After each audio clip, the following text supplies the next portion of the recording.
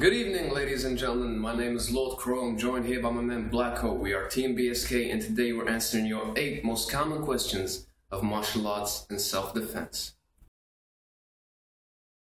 Question number 1 is, what is the difference between martial arts and self-defense? First of all, I'd like to point out that we get this question a lot. There is a huge difference, by the way. Even if it's not that remarkable, there is a difference. Martial arts are a form, we practice martial arts in order to achieve physical perfection, in order to communicate with each other, in order to become athletes.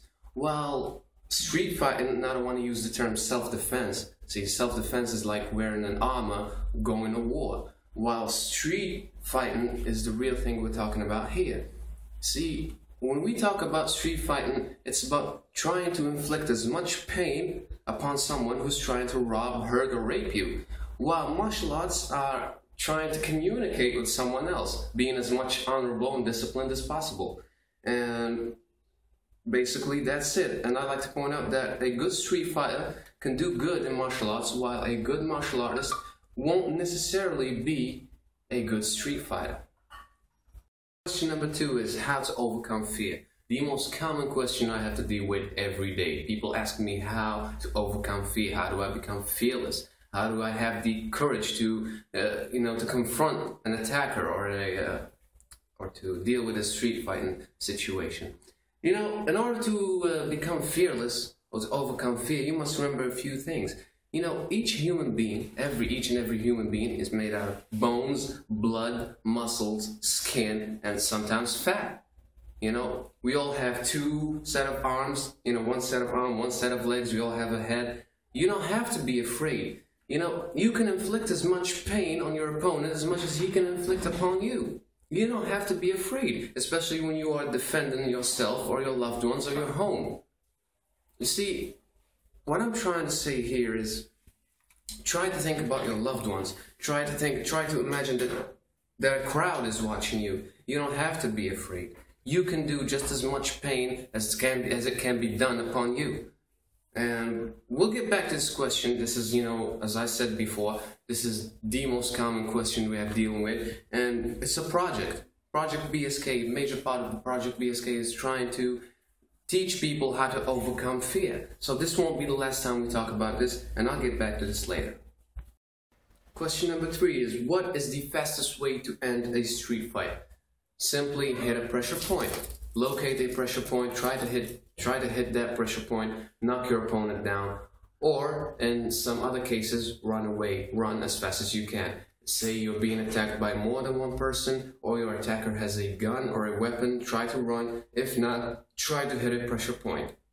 Question number 4 is how to look intimidating in order to avoid a situation. Well, this is a trick question. Here's the thing.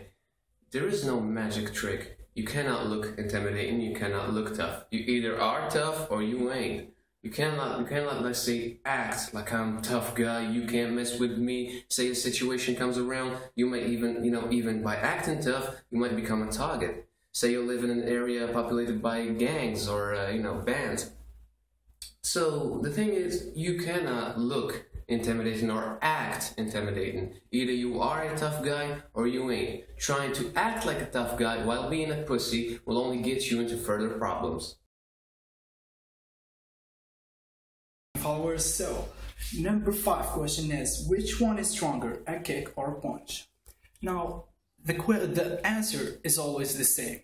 A kick is always better than a punch and always stronger than a punch, because the muscles of the legs are really stronger than the ones that we have in our arm.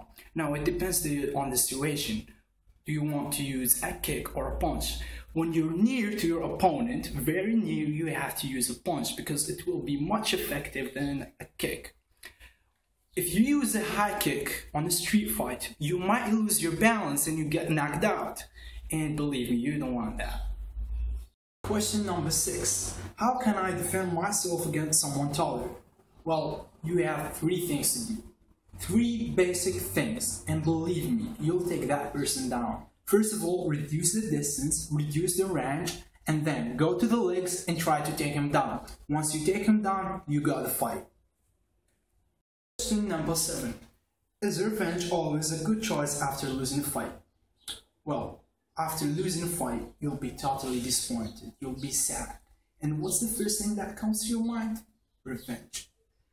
Now, I'm not going to tell you that revenge is a good thing after losing a fight. I'm going to tell you this. Revenge is a good motivation to start up again and to stand up again and try to train, try to improve yourself better, try to, I don't know, develop yourself more.